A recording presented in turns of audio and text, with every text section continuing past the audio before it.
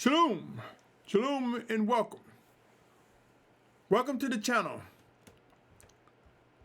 My name is Symmanayah, and I present words that I'm compelled to believe will aid in strengthening a set-apart awakening nation, a set-apart family, whom I address as Yahusha, whom I believe at some point 12 tribes, each of the 12 tribes mentioned in Revelation 7 chapter, will come together, represent those tribes, and then ultimately under one banner.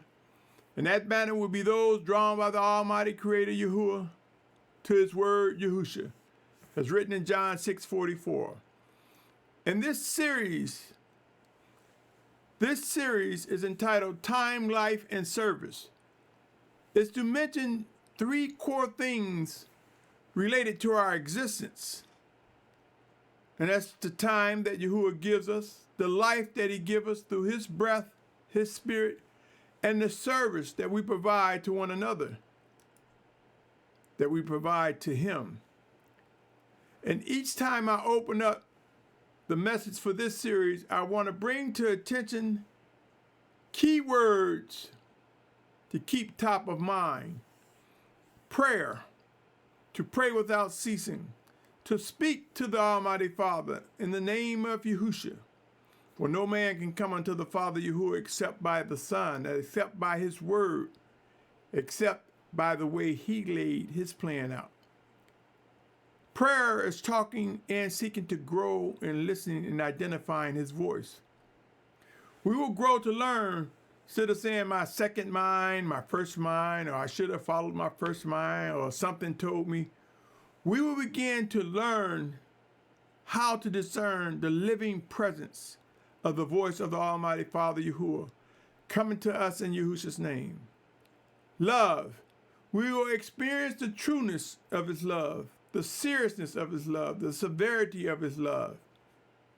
Keep this in mind, for as end times ramp up, these are the ones that we want to be closer to.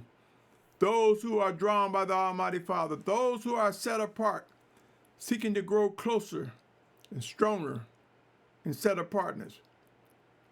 As we begin to move, water and food will be a precious commodity, something needed and recognized to be the most of the wealth. Beyond gold and silver,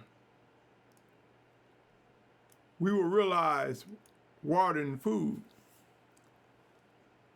probably even clothing. In this segment of Time, Life, and Service, I want to talk about how understanding brings comfort. Understanding brings comfort.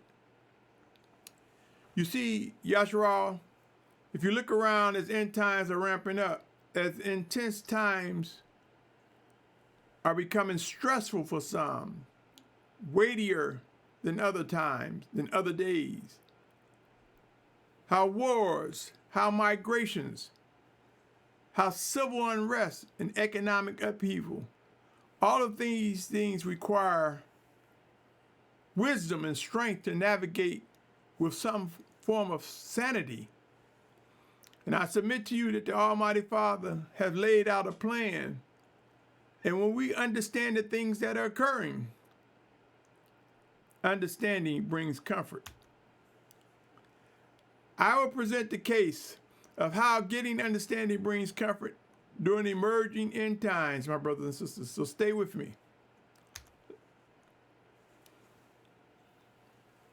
You see, end times will bring drastic changes in our lives. Let me tell you what I'm talking about. Come with me to Matthew 24. If you have not familiarized yourself with this chapter, you should, for we are in the end times. Matthew 24, 3-6 says, and I'm reading the scripture version of my sword. And as he sat on the Mount of Olives, the taught ones came to him separately, saying, Say to us, when shall this be, and what is the sign of your coming, and of the end of the age? And Yahusha answered, said to them, Take heed that no one leads you astray. See, so some will be led astray, because it says, For many shall come in my name, saying, I am the Messiah, and they shall lead many astray. Imagine a brother, a sister, someone you know led astray. That brings about remorse. It may bring about strength to restore that individual. But understanding and knowing what to do will bring comfort, opposed to just sitting there grieving or being angry. It's saying you shall begin to hear fightings and reports of fighting. See that you are not troubled, for these have to take place, but the end is not yet. See, so, my brothers and sisters, don't be distracted or caught up with the fightings that's going to emerge. Understand this was told to us. Sure, the literal was him talking to his taught ones, but it goes beyond that. He's talking to us, O Yahusha. It continues on in the 7th verse to the 10th verse. I'm in the 24th chapter of Matthew. For nation shall rise against nation and reign against reign, and there shall be scarcity of food and deadly diseases and earthquake in places. We're seeing that happen now, my brothers and sisters. Soon we will see more earthquakes than we've seen in the past, but that's happening now. All these are the beginning of birth pains. Then they shall deliver you up to affliction and kill you, and you shall be hated by all nations for my name's sake. And then many shall stumble, and they shall deliver up one another, and shall hate one another. You see, my brothers and sisters, conditions will be challenging, to say the least. He goes on to say in the 11th verse to the 14th verse, many false prophets shall rise up and lead many astray. And because of the increase in lawlessness, the love of many shall become cold. But he who shall have endured to the end shall be saved. It's talking about to the end when they took their last breath. So many people say, oh, you ain't going to be saved until Yahusha comes back. How do you accept a teaching such as that when he's giving you power to cast out demons, power to heal the sick, power to teach, power to prophesy, anointed power to do many miracles?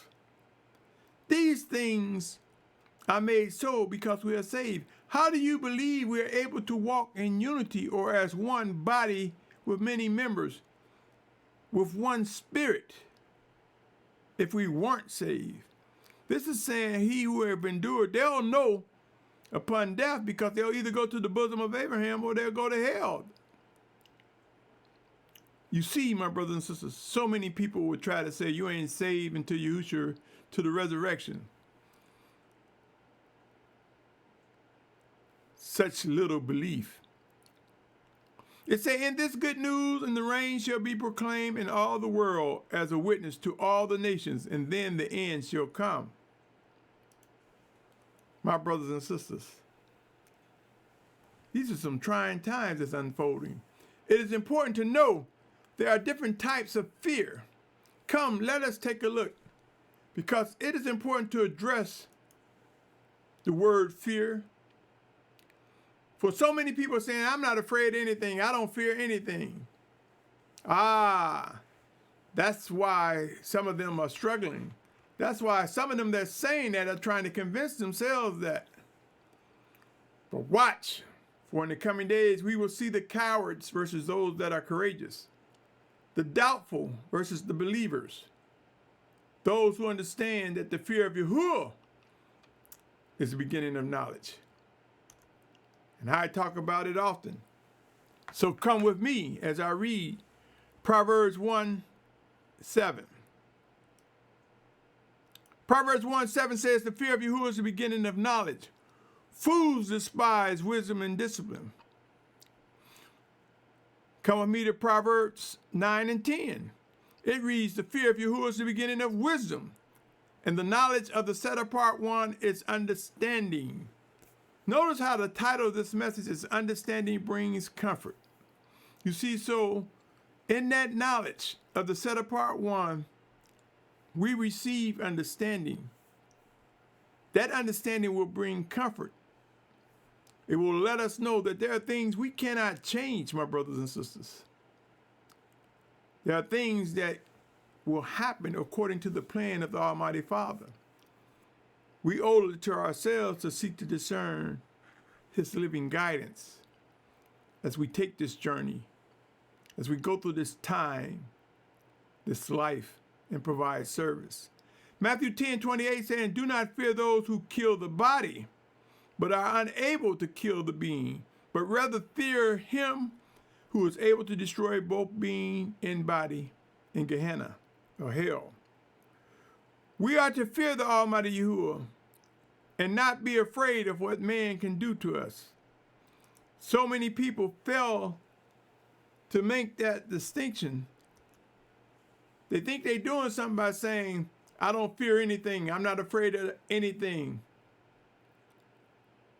Let me present more of what to expect during end times, Yahusha.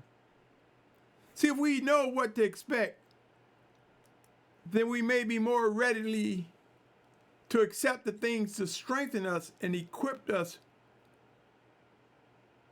with what it will take to get through these challenges that's ahead. Come with me to Amos,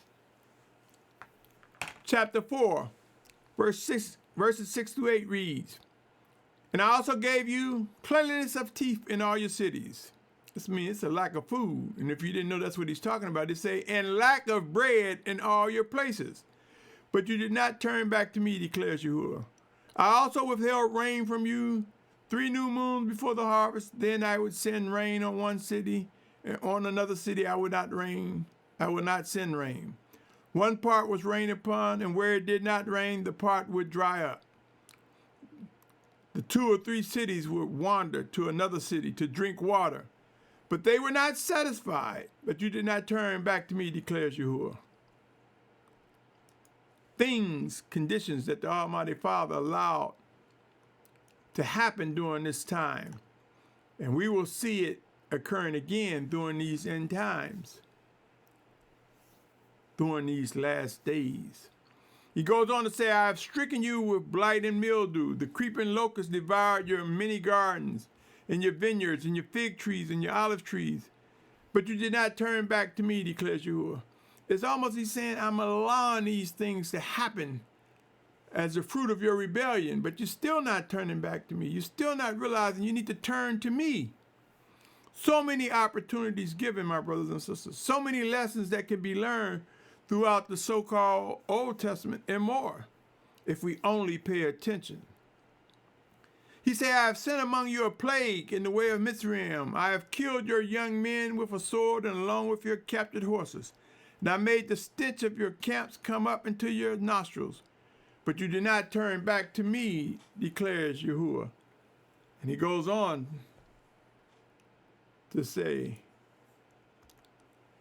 in the 11th and 12th verses, I have overthrown some of you as the Almighty One overthrew Sodom and Gomorrah. And you were like a burning stick plucked from the burning, but you did not turn back to me, declares Yahuwah. Therefore I am doing this to you, O Yahusha, and because I do this to you, prepare to meet your Almighty One, O Yahusha. My brothers and sisters, there's more, so much more to consider ahead of us. And as we go through these stressful and intense times, understand there were examples made in days of old.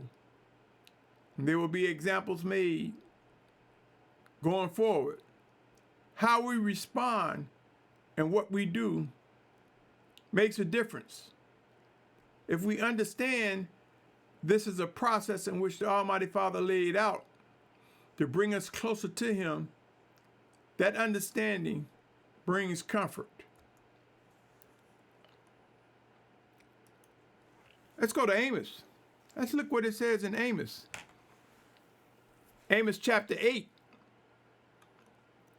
verses 11 through 14 reads, See, the days are coming, declares the Master Yahuwah, that I shall send a hunger in the land, not a hunger for bread, nor a thirst for water, but for hearing the word of Yahuah.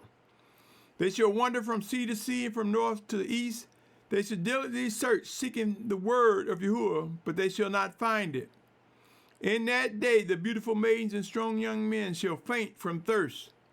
Those swearing by the guilt of Shemaron, who say, as your mighty one lives, O Dan, and as the way of Bathsheba lives, and they shall fall and never rise again.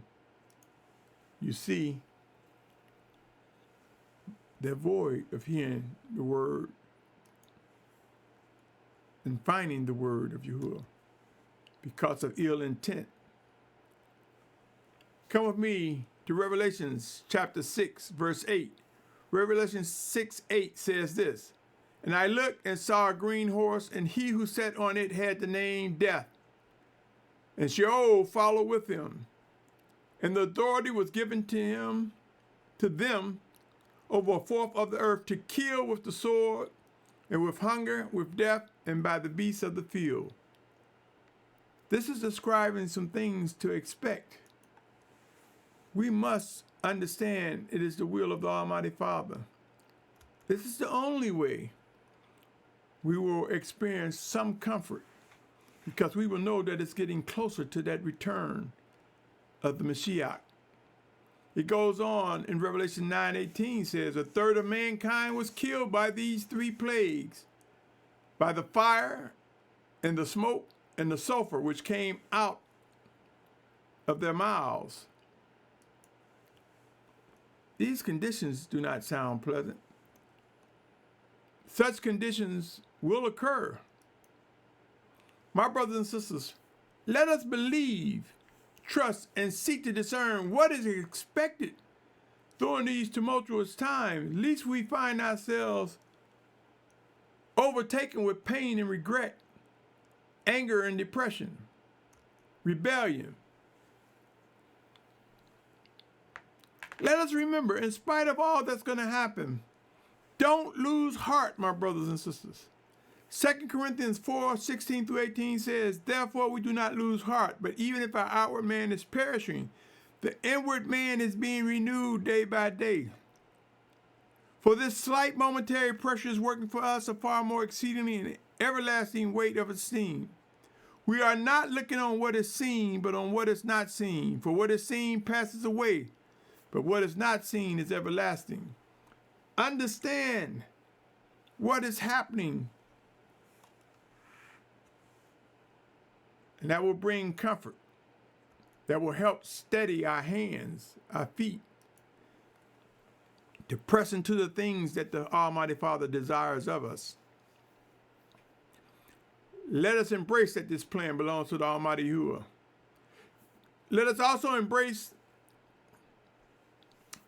that residence in our earthen vessels is only for a season. Believe and trust that everlasting life is much more greater than living in our mortal bodies. It's a hard thing to accept, but believe and trust, my brothers and sisters. I believe our time in these earthen vessels are like basic training for our transformations that's to come. Yahusha.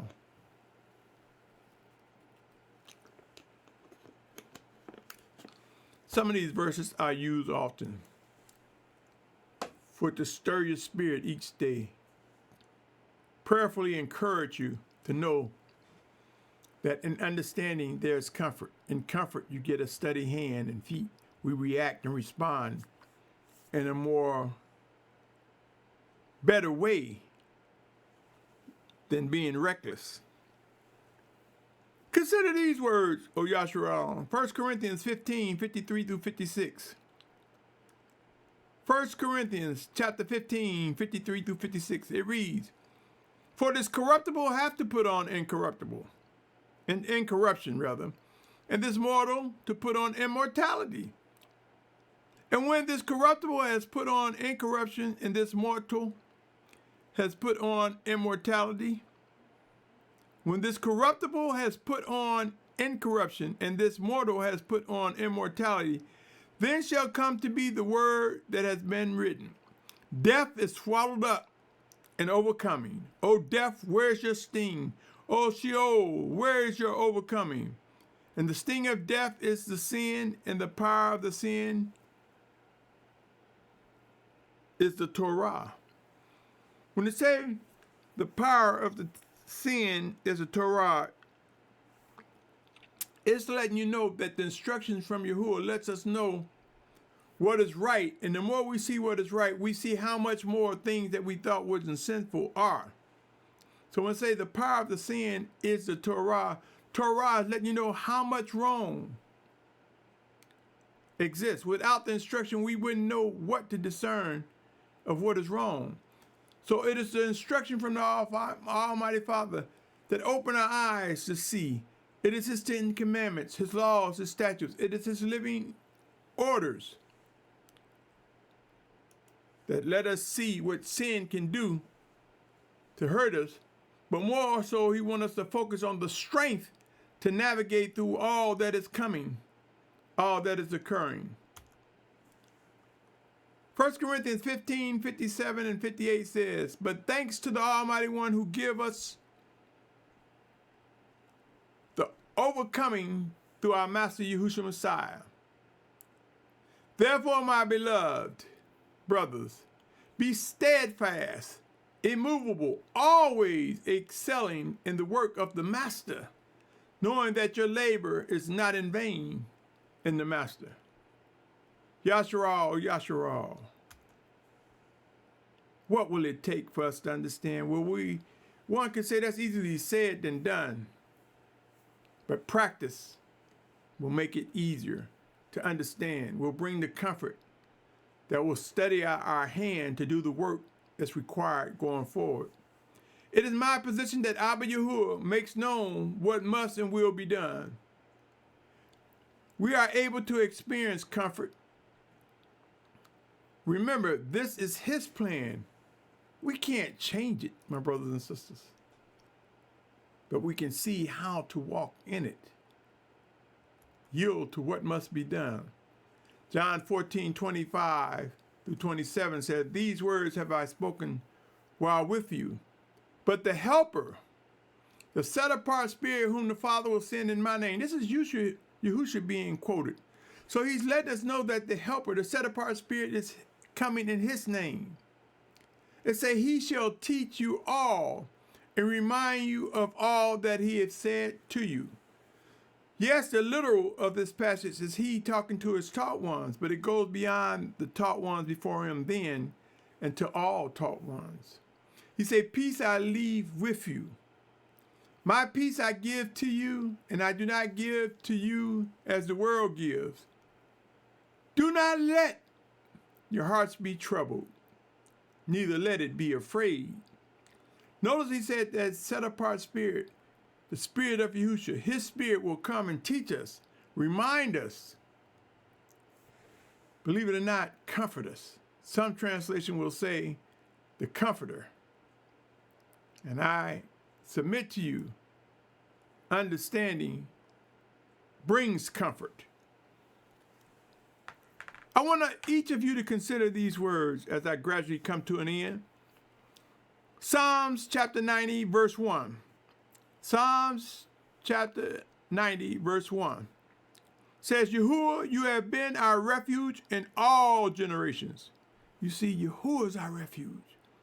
When it comes to forced migrations, forced movement, when we come to witnessing those being gathered and those left behind, those falling away versus those being restored, our refuge will be in knowing and trusting and believing the Almighty Father. Come me to Proverbs 14:32. Proverbs 14:32 reads this: by his own evil doing, the wrong is thrust down, but the righteous has a refuge in his death. Refuge, my brothers and sisters.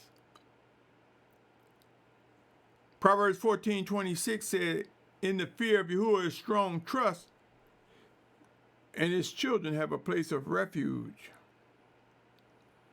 That place of refuge will be literal places of safety and comfort during these end times, at times, and spiritual, meaning some of us will face physical death and go to the bosom of Abraham. So the ultimate place of refuge is in the hands of the Almighty Father. The time is now to embrace the things, teachings, and practices that will lead to rejoicing over receipt of everlasting life. We will realize there is comfort in understanding. Believe it. In other words, understanding brings comfort.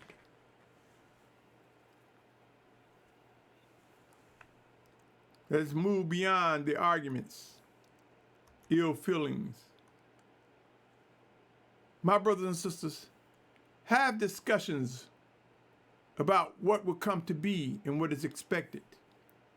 Pray and seek the words that will prove understanding brings comfort. Ask questions.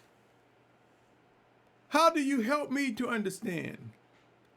What comfort does it bring? Comfort would be something that's going to be sought after as we face these trying times. Be encouraged, set apart family.